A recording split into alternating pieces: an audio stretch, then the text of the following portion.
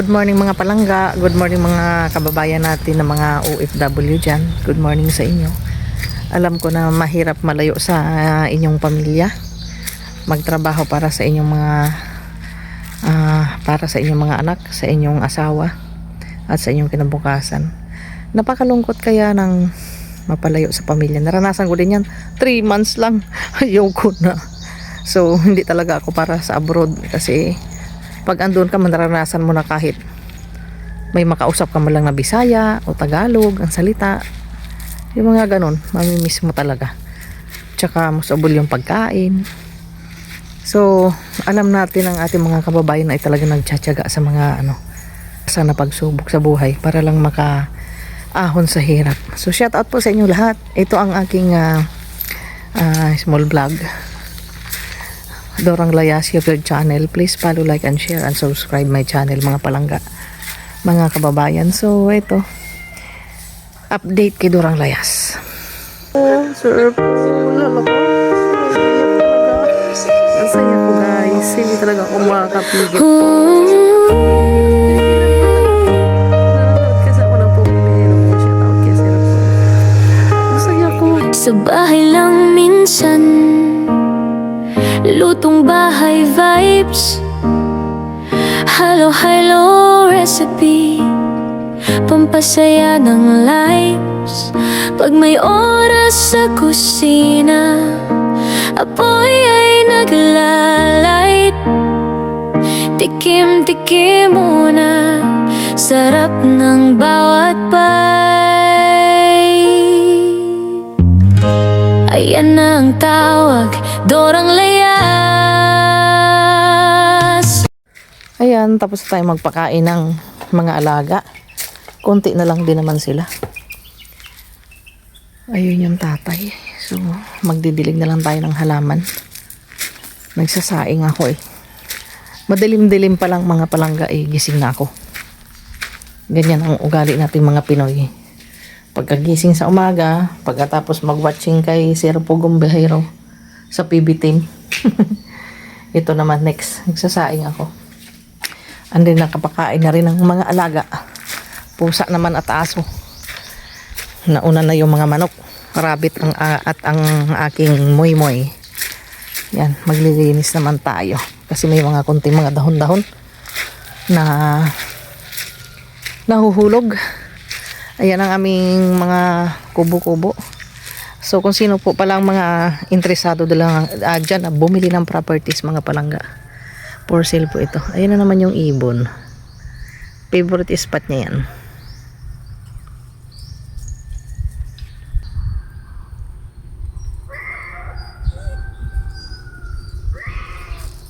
Doon na naman siya. So good morning mga palangga. Daghan sigurong kinason ron sa to pa ang mga Bisaya. Shout out sa mga tiga Ormoc City, Leyte. That's my motherland.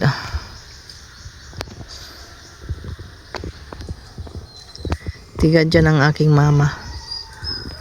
At condolence po pala sa Martinito family, sa aking relatives, kasi namatay na si Lola. So masaya na siya ngayon. At least hindi na siya naghihirap mga palangga. Kasama na niya si Lolo Babay. Kasama na niya ang Lolo Babay. Ayun. Ayun oh. Nagladlad ng pukot si Nonoy kagabi. Ang aking pamangkin. So sana marami siya nakuha. Shout out kay Payo. Ayun oh. Kahugod gini na siya magpinangisda.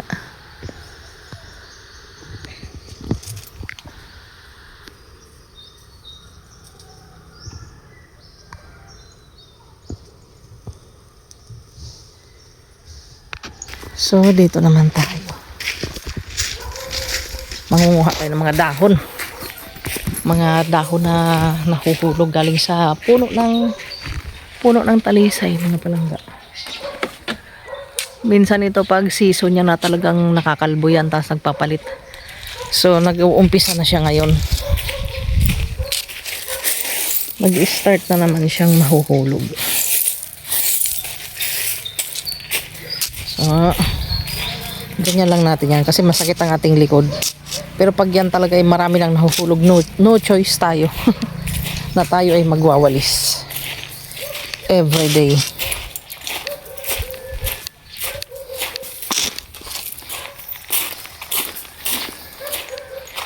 So, pag wala pang maraming mga dahon, pag maraming mga dahon na yan, nako, hindi lang 4 times a day kang gagawa ng ganyan. Pero ayos lang, syempre. Mapanatiling kalinisan sa ating kapaligiran. Okay lang naman kasi ang dahon, wag lang yung mga basura. 'Di ba?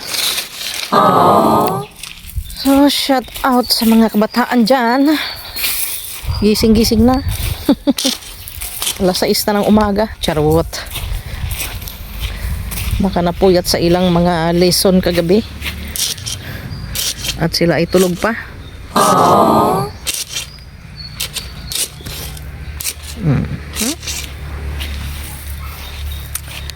So, ayan.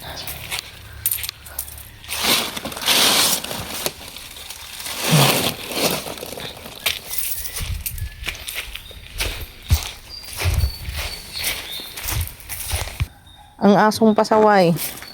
Kaya tinatali ko yan sa umaga. Sa gabi naman ay ano siya ng mga gamit. Talaga makulit siya. Kaya tinatalian ko na. Tulog-tulog pa yung isang pusa.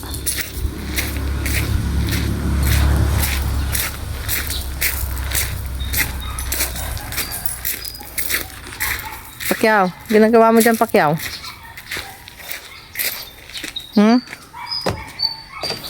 Ginagawa mo dyan? Tinitingnan mo yung ulang? Ay, ka-cute. Tinitingnan mo yung ulang? Ha? May ulang kasi dyan, mga palangga. Ayun. May isda dyan, oh. At may mga ulang. Pero hindi ko pinapakuha yan kasi kami din ang naglilinis niyan, eh. Kung gusto nilang pag halimbawa may bagyo o tumulong sila, di ba?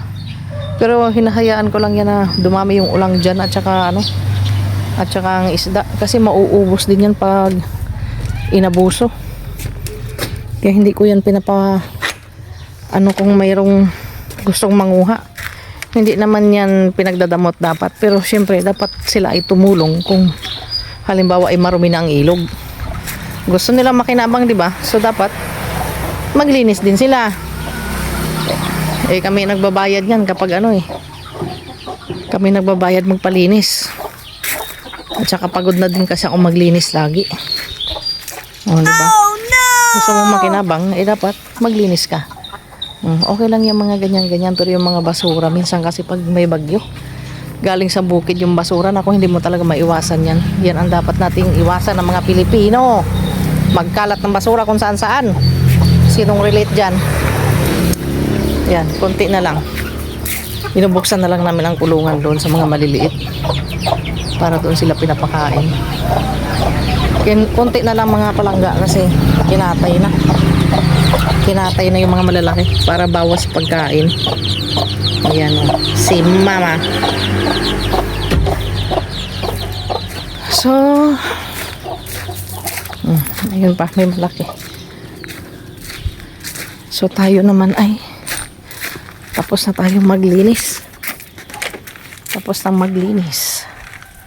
Ako naman ay magdidilig ng halaman. Robin!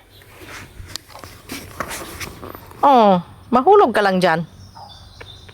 Mahulog ka lang dyan. Magpinakyut ka talaga. Gutom ka na? Nagsasaing na si Mama. Carla, balik na ka mo. Balik na.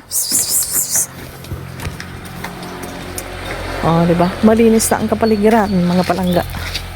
Tulog-tulog pang aking asawa. Natapos ko na ang trabahoin siya, tulog pa. Ganyan talaga, nagbabakasyon. Tsaka iba kasi ang Hello! Sarap buhay! Oh, diba? Nahiya siya, pumara. Iba kasi ang tulog nila doon. Kaya pagdating niya dito sa Pilipinas, minsan tanghali na yan, tulog pa. So, hinaan na natin. Okay, luto na. Tapos ilalagay ko itong aking nag-iisang bundo na lang na nilaga ko kahapon. At magluluto ako ng herbal.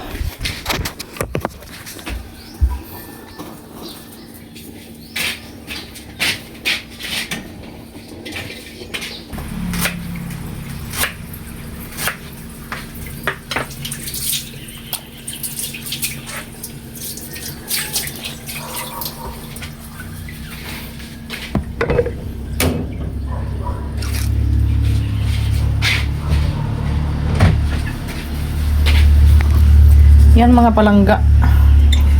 Sambong, cloves, tapos tanglad, luya, tsaka bawang. Pampababa ng high blood yan.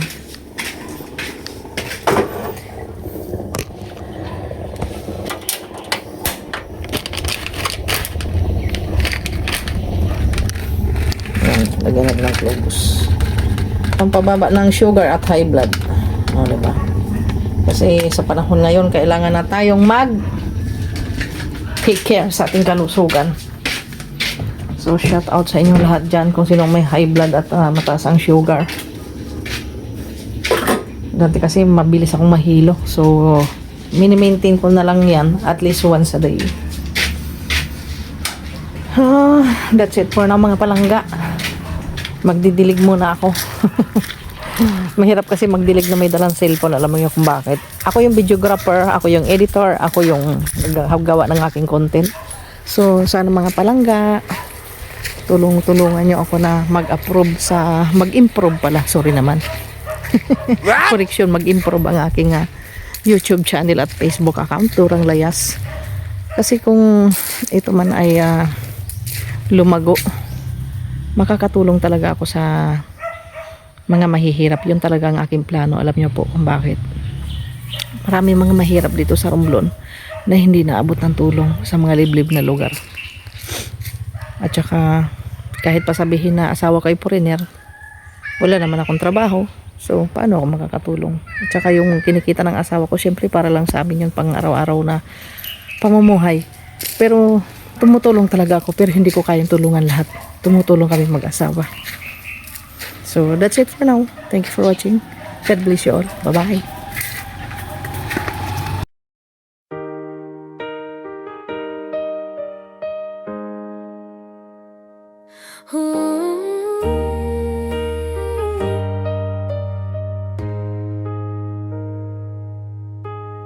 Sa bahay lang minsan, lutong bahay vibes.